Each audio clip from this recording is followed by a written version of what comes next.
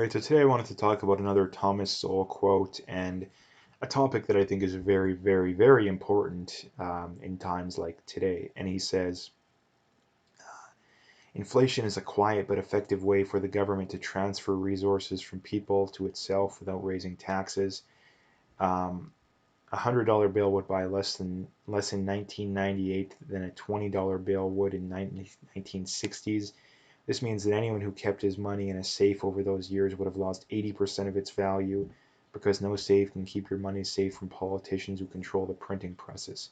And I mean, the first thing to point out too, I mean, should be obvious, but um, the vast majority of money nowadays doesn't exist physically. It's digital, right? So again, they don't even have to print it or physically print it anymore. They can just literally type it into a computer, type it into a bank account, like literally. I mean, like I say, the government has to issue bonds and banks have to buy them, and that you have to go through that process. But essentially, they can just type type numbers into their bank account, basically.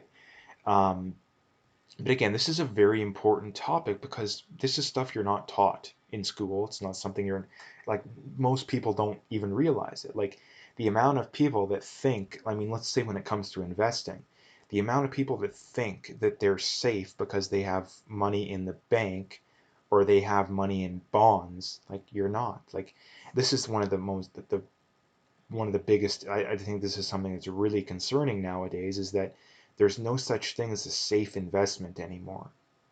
And let's just go over the list right here. Um, you have your money in cash, you're going to get killed by inflation. You have your money in bonds, you're not even going to keep up with inflation. Plus, you have the risk of raising interest rates. The stock market is at very high valuations, which is risky for obvious reasons. Doesn't necessarily mean it's going to collapse, but still nonetheless riskier than normal. I mean, what else is there? I mean, there's gold and silver, but gold and silver. I mean, we've had record inflation, and gold and silver's done nothing over the last year. There's cryptocurrencies, but which I think personally I think is the best form of investment right now. But like I say, um, make sure you do your own research on this stuff. But again, and the reason I think cryptocurrencies are, I mean, personally, again, you should be diversified to some degree, obviously, like, again, but like I say, do your own research. Don't, no matter who you are, I don't care if you're the world's like, again, like, even look at Warren Buffett. I mean, the guy's largely considered to be probably the best investor of all time, but yet he hasn't done very well. I mean, I think even the S&P has beat him over the last 20 years. So he hasn't done very well over the last while. Not to mention, too, and this is the other thing, too, when it comes to investing, is that cryptocurrencies have been the investment opportunity of a lifetime. Like investing in Bitcoin, like makes investing in Bay Area or Toronto, Vancouver real estate like 30 years ago look like child's play. So, and this is the other thing too when it comes to investing is that, in my opinion, anyone who dismisses cryptocurrencies should not be trusted, at least 99% of the time, because the reality is that they've missed out on the investment opportunity of a lifetime, which doesn't necessarily make them a bad investor. I mean, most people did, but this is the thing. If they want to dismiss it away as, oh, it's just luck, it's a scam, it's a pawn, like any of these stupid arguments people have against cryptos, like what they're really saying is that I missed out on this insanely good opportunity, but I don't want people to think less of me because of it. So what I'm going to do is I'm just simply going to say, oh, it's a scam, it's a bubble, it's this, it's that. So that's kind of the brief thing. But like I said, there's no such thing as a safe investment anymore. And this is the other reason why inflation is such a big issue, because there was a point in time to where you could get 5, 6, 7, 8, sometimes even into double digit returns on bonds. Those days are long gone. They're not coming back. I mean, if they do, that's going to spell real issue for the government, but it's not going to happen, right? So again, there's no such thing as a safe investment anymore, and I think that's also one of the big issues that's facing us. But again, when it comes to inflation, this is something that people don't realize.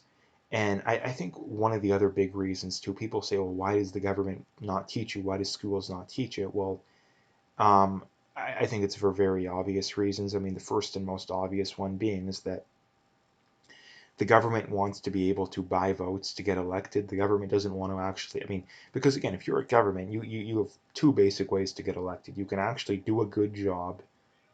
You can actually, like, you know, help out the middle class, all this kind of stuff. Which the problem with that is that's very hard to do. I think it's actually, I mean, it's not very hard, but it's hard to do, right? It's hard to do. Or you can just promise to buy votes. That requires no effort whatsoever. Like actually, actually going in and cutting taxes and regulations and doing what would need to be done to actually help the economy, it wouldn't be easy. And the other big thing too is that you'd have people calling you racist and sexist and all the usual BS arguments, right? So of course the government just wants to be able to buy votes. The problem with that is that they can't just raise taxes over and over and over again to buy votes because it doesn't work. So what they do is they just print the money, right? They just create the money out of thin air. And I mean, that's exactly what they've done over the last year. How have they sold lockdowns on people? It's, oh, we're going to shut down the economy and we're going to pay people not to work.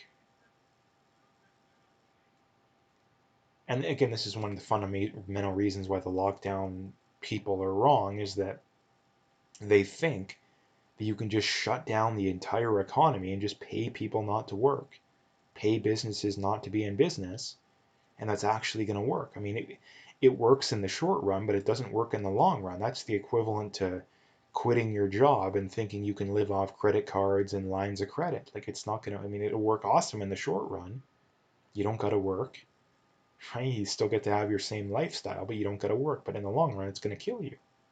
Same thing that the governments are doing. Now, the difference between the average person and governments is that governments can still borrow at a very low rate, which is always which is like one of the arguments the Trudeau government brings up. Oh, well, we can borrow at a very low rate. Well, it doesn't matter. You still got to pay interest on it. It doesn't matter if it's a 0.5%, 2%, 5%, 10%. It doesn't matter. You still owe interest.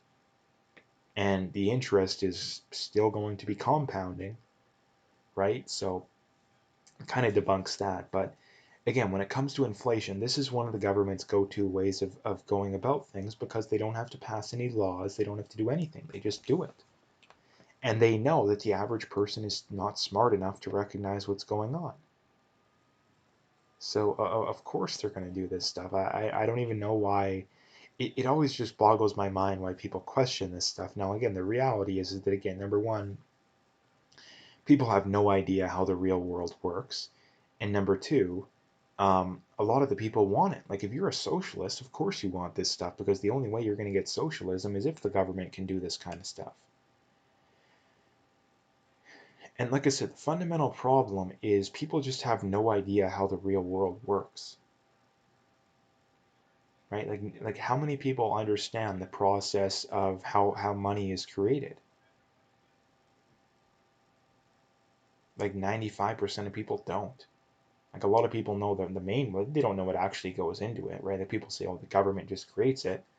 Okay, well, that's still not the main way money is created. Like the main way money, well, maybe not over the last year, but one the the big way money has traditionally been created is the banks created, right? In that if you deposit $10,000 into your bank account, the bank doesn't just keep that money in reserves. The bank loans out like 99.9% of it.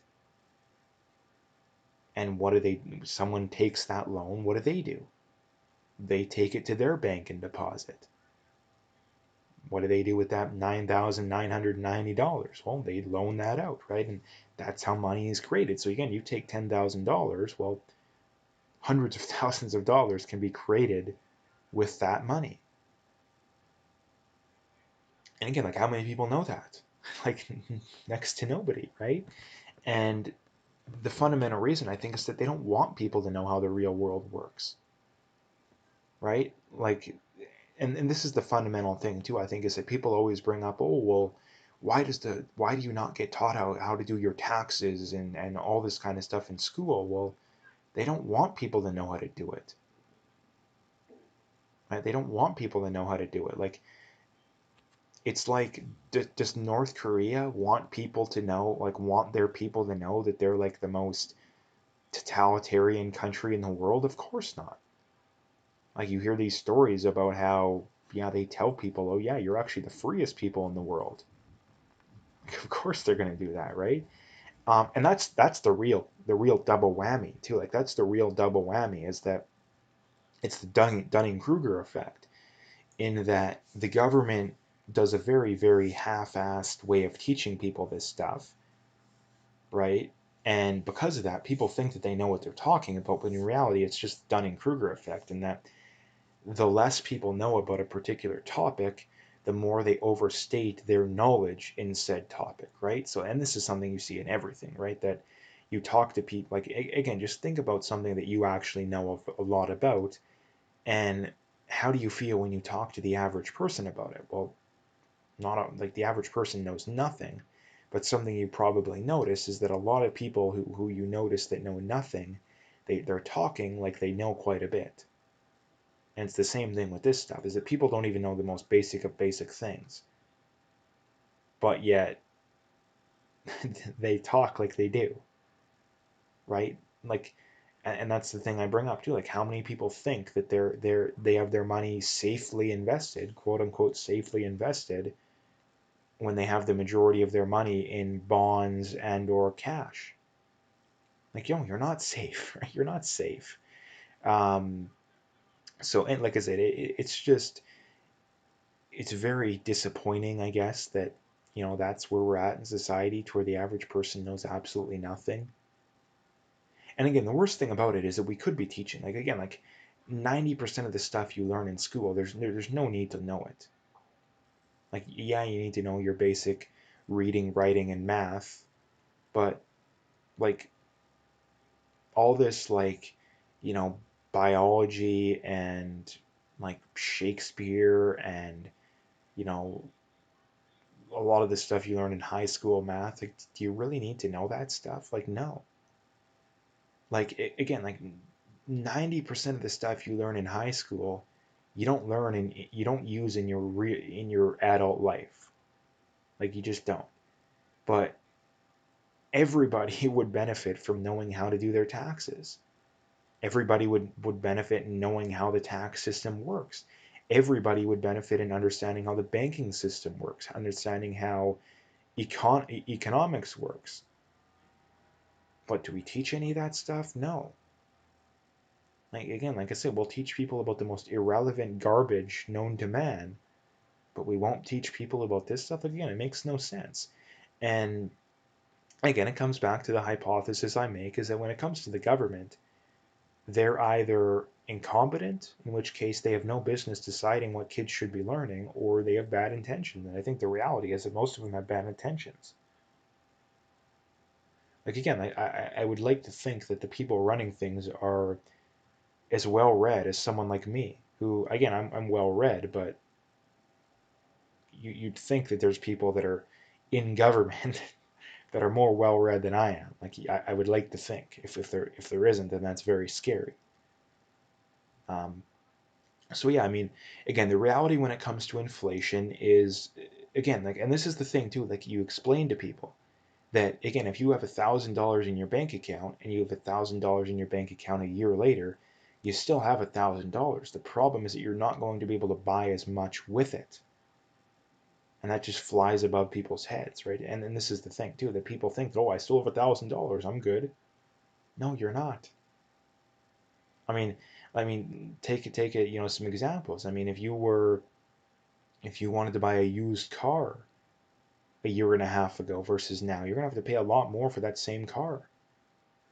If you want to buy lumber, a bit of an exaggerated example, but still, you're gonna have to pay a lot more. Food, right? Gas, right? And this is the other reason too. I think the other reason I didn't bring up why the government doesn't tell people about this stuff and doesn't talk about it more is that I think the government wants to give people, well, they know what's going on, right? Everybody knows this, is that they want people to see inflation and not blame them, rather like big corporations and rich people, right? They want people to see the cost of food constantly going up And people blame, oh, it's just Walmart and Superstore. The greedy corporations want to make more money. That's what they want. They don't want people to blame the government. Again, the reality is the corporations have next to nothing to do with it. Not that they're not greedy to some extent, but still has nothing to do. It still has very little to do with it. If the government wasn't, the government deserves 90% of the criticism, right? The corporations deserve some criticism, but in reality, it's the government. So again, like I said, this is, I think, the other big reason why the government doesn't want people to talk about is that they want people to blame people and corporations rather than them, which is the actual cause of the problem. So anyway, that's what I wanted to bring up today. If you liked the video, make sure you hit that like and subscribe if you haven't already. Check out those links below. Follow me on those other platforms. If you want to donate, you could do that as well. Again, I would very much appreciate whatever support I can get. But like I said, at the very least, just check out those links and stay tuned for more.